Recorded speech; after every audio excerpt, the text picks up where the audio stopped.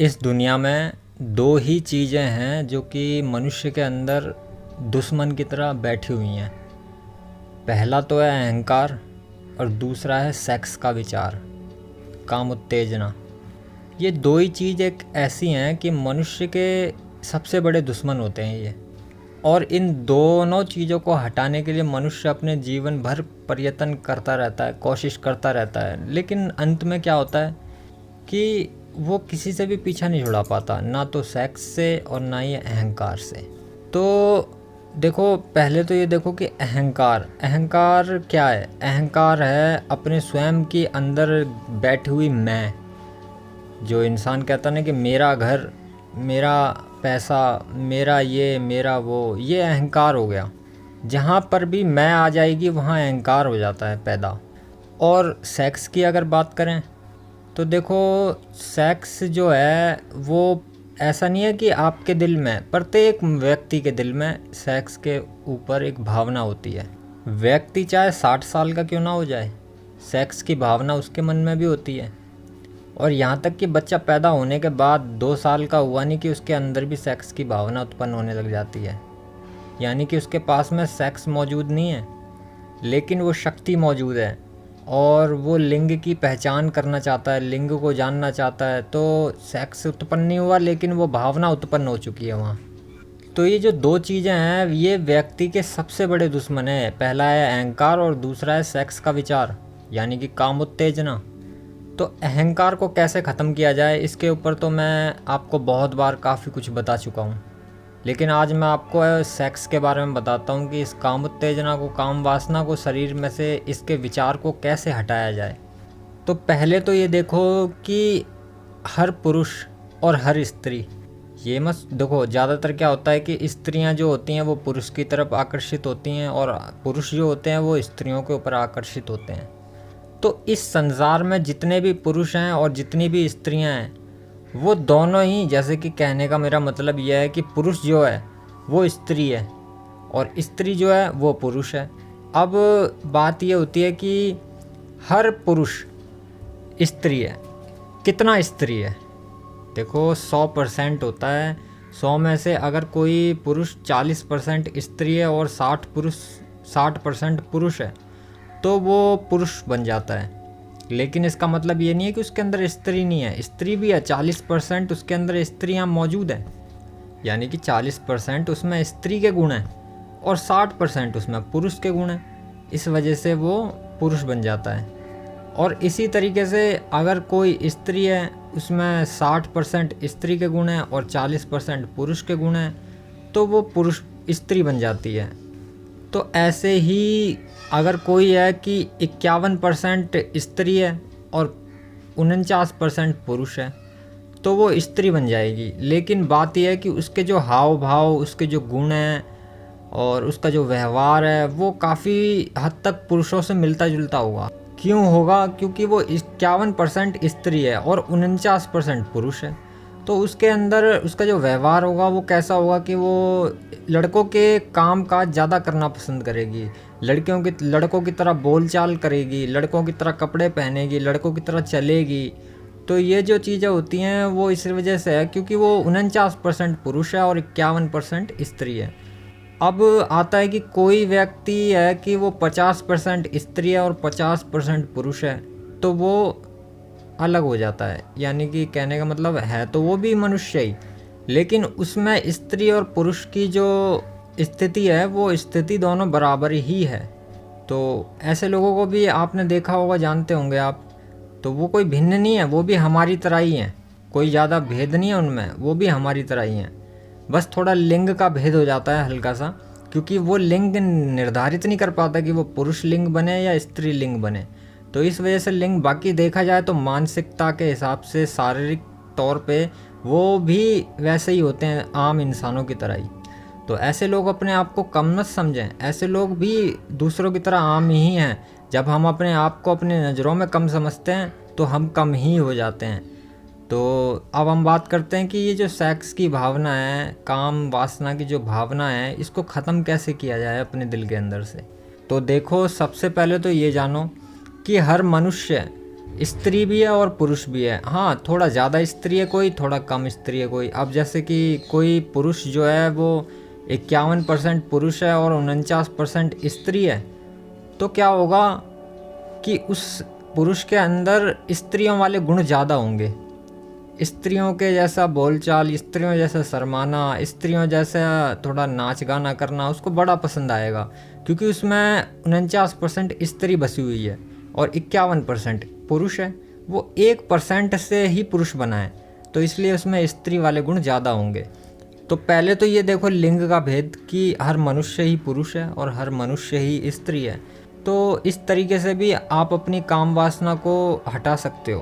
और दूसरी बात यह है कि कोई भी भावना आपके अंदर उठती है, कोई भी सेक्स की भावना आपके अंदर उठती है, तो पहले ये देखो कि ये भावना उठ कहाँ से रही है। आपके स्वयं के अंदर से ही उठ रही है ये भावना। तो जब स्वयं के अंदर से उठ रही है तो उसको, जब उठ रही है स्वयं के अंदर से, तो उसको दबाया नहीं जा सकता क्या? दबाया जा सकता है, उस पर थोड़ा विचार करके दबाया जा सकता है उसको। उसके साथ साथ मत बह जाओ कि आपको सेक्स की भावना उत्पन्न हो रही है आपके दिल में और आप जो फिर आपकी इच्छा ही कर जाए कि आप तो हमें भैया कोई स्त्री चाहिए ही चाहिए। तो यानी कि अब आप विचार ही हो गए, विचार के साथ विचार आया और विचार ही बन गए आप, और विचार के साथ में अब आप सेक्स के लिए ही ललायित हो गए। तो ऐसा ना करके आपको उस पर विचार करके ये देखना चाहिए विचार मेरे अंदर से, खुद के अंदर से उठ के आया है। अब आपके दिल के अंदर, आपके मन के अंदर दिन भर में ना जाने कितने ही विचार उठते हैं, हजारों विचार उठते हैं आपके मन के अंदर। क्या आप सब विचारों के ऊपर काम करते हो? कुछ विचार ऐसे भी होते हैं, किसी को मारने के भी विचार उठ जाते हैं कि हम उसका मर्डर कर दें, तो क्या आप उसका मर्डर कर देते हो? तो आपको पता होता है कि क्या सही है और क्या गलत है, तो आप सही चीज़ें ही करते हो, गलत चीज़ें नहीं करते हो। तो फिर इस चीज़ में आप कैसे गलत कर रहे हो कि आपको सेक्स की भावना उत्पन्न हो रही है आपके दिल में, तो आप सेक्स ही कर दे रहे हो। इसको संभाला जा सकता है इस पे विचार करके। और दूसरी बात यह है, एक मैं अब आपको इस तरीके से समझाता हूँ, अगर आपके दिल में अगर कोई भी सेक्स की काम उत्तेजना की भावना उठे, तो आप माँ नाम का जाप करो। माँ माँ माँ। आप जिस भी स्त्री को देखते हो, उस स्त्री को आप देख के अगर काम उत्तेजित हो जाते हो, उसको देख के आप उत्तेजित हो जाते हो, उसकी खूबसूरती को देख के, तो उसकी खूबसूरती को देख के आप अगर उत्तेजित हो रहे हो, तो आप क्या करो, आप एक कल्पना डाल दो उसमें कि ये मेरी माँ है। अगर आप इसको माँ की नज़र से देखने लगोगे तो आपकी उत्तेजना भी धीरे धीरे गायब हो जाएगी।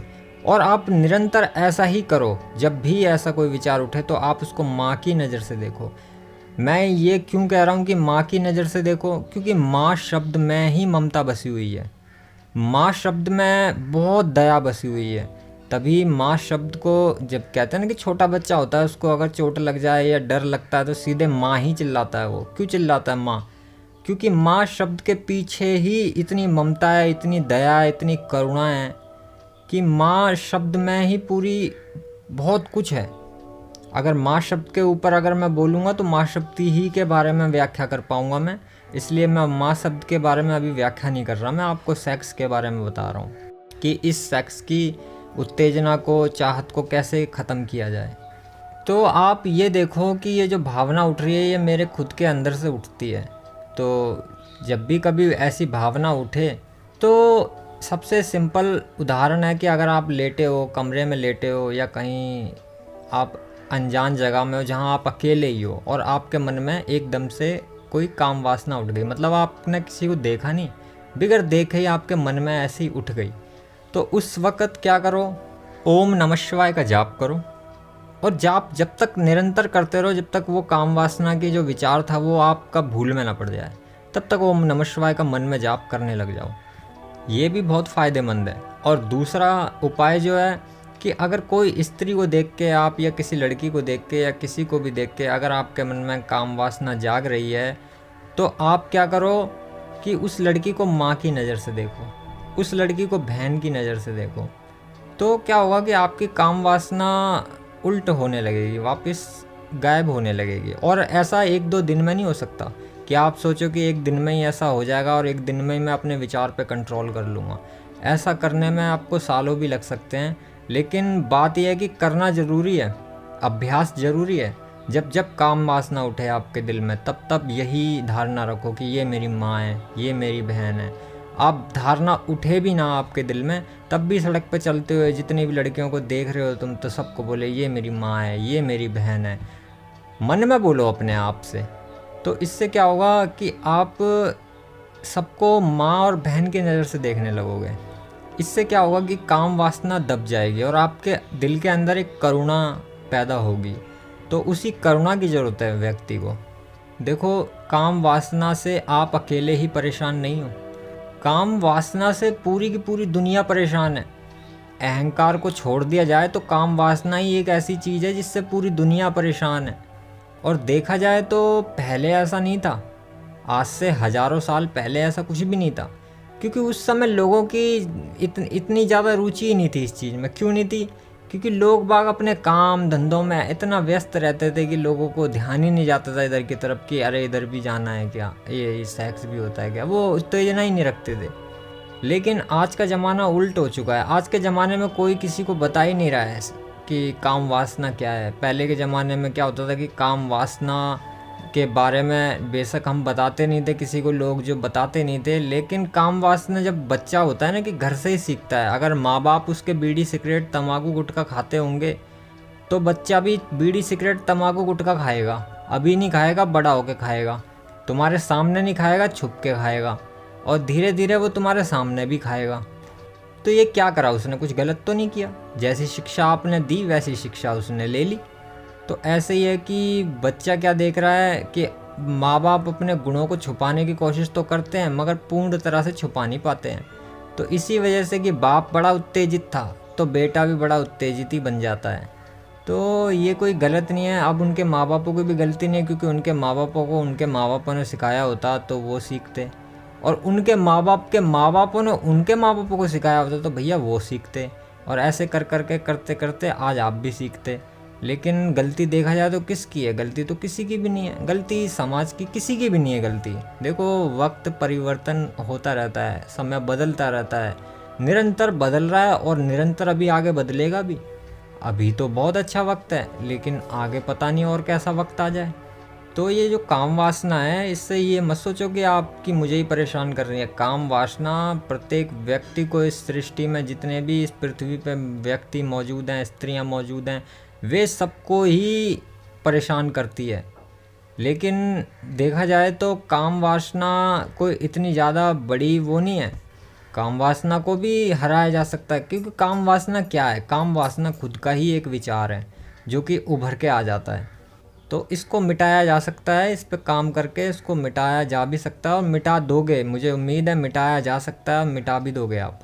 और दूसरा है अहंकार। अहंकार के ऊपर काम करना चाहिए। अहंकार, क्योंकि अहंकार और ये जो काम वासना है, ये दो चीज़ें मनुष्य की सबसे बड़ी दुश्मन है। और जब व्यक्ति इन दोनों चीज़ों से ऊपर उठ के जब सोचता है, तब उसको पता चलता है कि दुनिया में आखिरकार हो क्या रहा है। दुनिया में करुणा की ज़रूरत है, दुनिया को दया की ज़रूरत है, दुनिया को प्रेम की ज़रूरत है।